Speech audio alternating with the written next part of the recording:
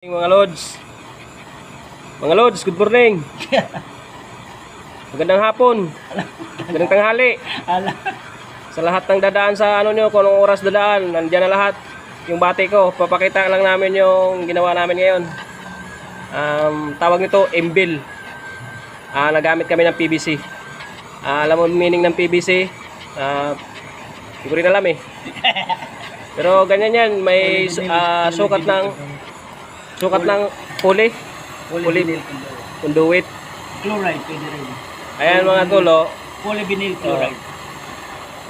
Inimbil namin yan. Ang sa hindi nakakaalam, papaliwanag namin kung bakit kami nag-imbil. Kasi may paglalagyan yan doon sa panel na maglalak siya. Sa kagaya nito, sa dulo nito.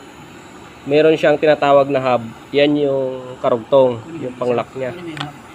Yung ganito mga Lods. Tapos nakita mo.